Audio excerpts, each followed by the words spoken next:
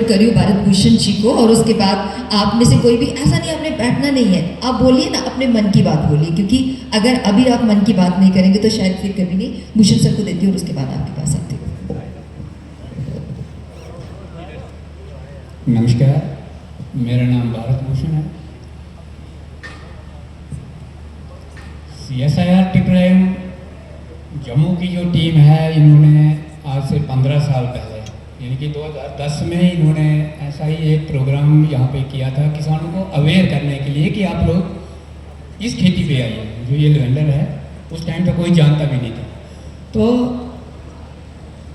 बहुत सारे फार्मर आए थे वहाँ पे, सब ने इनका कहना सुना, लेकिन जब लगाने पे बारी आई तो किसी ने नहीं, मतलब उस बात को समझो भूल ही गए कि इन्होंने बोल तो दिया, लेकिन फ़ायदा होगा कि नहीं होगा।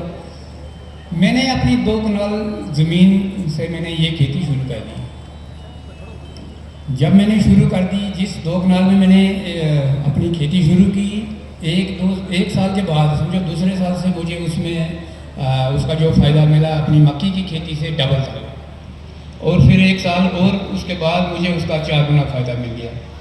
तो मैं अपने गांव के जो लोग हैं सबको बताना शुरू कर दिया, अपने आस पड़ोस में अपने रिश्तेदारों को सबको मैंने बताना शुरू किया कि मुझे इस खेती से ये फ़ायदा मुझे मिल रहा है।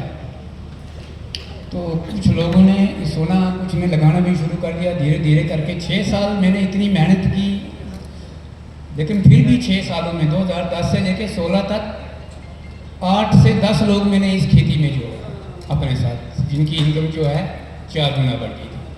लेकिन काफ़ी मेहनत के बाद जब CSIR टिप्राइम जम्मू ने मेरा इंटरेक्शन जो है प्रधानमंत्री जी के साथ कराया, क्योंकि प्रधानमंत्री जी का एक सपना था कि हम किसानों की आमदनी को डबल करें।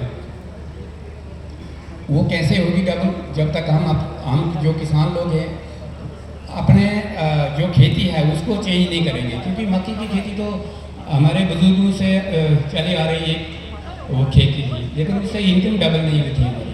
तो इस खेती से जब मेरी इनकम डबल हुई, मैंने जो किसान इसमें 6 सालों में जो किसान जोड़े उनकी इनकम भी बढ़ गई, समझो डबल तो होगी, बल्कि 4 गुना। तो जब मेरी बातचीत जो है प्रधानमंत्री जी के साथ हुई तो उन्होंने ये बात सुनी कि इनकम जो है 4 गुना हो गई है। तो उन्होंने पूछा कि इतने साल हो गए, 6 सालों में अभी 10 फार्मर आपके साथ जुड़े हैं। मैंने कहा इसका जो प्लांट है वो खरीदना पड़ता है, तो किसान जो है उतना पैसे वाला नहीं होता कि वो खरीद ले इसका जो पौधा है। उन्होंने बोला खरीदने वाली कोई बात नहीं, आप इसकी नर्सरियाँ बढ़ाओ, पैसे हम आपको देंगे। तो उसके बाद हमने, मेरा जो गांव है वहाँ पे रोड नहीं थी उस टाइम, आज तो रोड है गांव में, लेकिन जब ये 2016 की बात है, रोड नहीं थी। तो मैंने अपना गांव छोड़ के रोड साइड एक ज़मीन जो है मैंने कोई 3-4 कनाल जो है नर्सरी के लिए ले ली रेंट पे। उसमें मैंने जब नर्सरी बनाई, फिर 2017 में जब एरोमा मिशन, उसी टाइम वो उन्होंने बोला कि हम एरोमा मिशन शुरू करते हैं, जिसमें हम किसानों को free of cost planting material देंगे। तो जब वो प्लांटिंग मटीरियल उसका पैसा मुझे गवर्नमेंट से मिला, यानी कि इसी टीम से CSIR की, तो किसानों को फ्री में पौधा मिलने लगा। तो उस टाइम तक जो हम किसान इसमें बढ़ रहे थे आगे, 1 से लेके 10 तक हुए थे, तो उसके आगे फिर बहुत सारे किसान जो हैं हर साल, क्योंकि उनको फ्री में मिलने लगा, तो हमने किसानों को तो बढ़ाया, उसमें उनकी इनकम भी बढ़ गई। फिर जब 20 में मुझे इनोवेटिव फार्मर अवार्ड दिल्ली में मिला, तो मुझे, क्योंकि मैं एक छोटा सा किसान गाँव का था, मुझे TV पे लोग देखने लगे, न्यूज़पेपर में, तो किसान मुझे देख के और आगे बढ़ने लगे कि इसने इतना काम किया तो हम क्यों पीछे हैं। तो तकरीबन 500 किसान हमने पहले 3 साल का जो मिशन था उसमें इनको हमने, उनकी जो इनकम है वो बढ़ाई। फिर जब आगे अगला 3 साल का जो मिशन शुरू हुआ 2020 से लेकर 23 तक, तकरीबन 2500 फार्मर टोटल हुए उस टाइम तक, जिनकी इनकम बढ़ गई। अचानक से पता नहीं किसकी नज़र इस क्रॉप पे लग गई कि थोड़ा सा इनकम पे जो है रोक लगी। जैसे रेट जो है उस टाइम का कुछ था, अब 2-3 साल से थोड़ा सा डाउन हुआ है रेट। तो किसान मुझे लग रहा है निराश हैं बोल तो रहे हैं कि हाँ जी हमें इसका जो है अपना जो खर्चा लग रहा है वो हमें पूरा नहीं हो रहा है। तेल की बात, फूल सुखा के बिक रहे थे अच्छे रेट में, तो वो भी हमने सुखा के बेचे, अच्छे रेट में बिक रहे थे। अब थोड़ा सा उन पे भी रोक लगी है।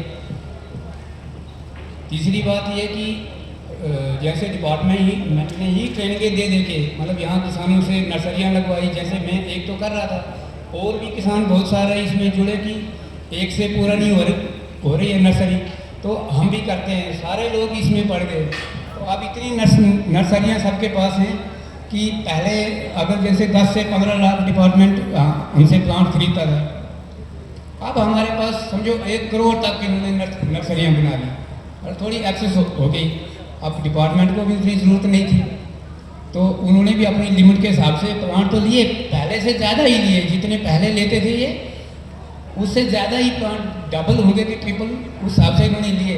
लेकिन किसानों ने इतने प्लांट तैयार किए थे कि वो तो ले नहीं सकते थे डिपार्टमेंट वाले, तो उस हिसाब से किसान तब भी परेशान है कि अब हमारी नर्सरियाँ रह गई। तो वो तो किसान खुद अपनी मुँह से जब बोलेंगे तभी चलेगा पता। अब मैं तो इनकी तरफ से बात कर रहा हूँ। तो बाकी हमारे पास जैसे लेवेंडर ऑयल भी है, लेवेंडर फ्लावर भी है, लेवेंडर प्लांट्स भी है, फ़ायदा है।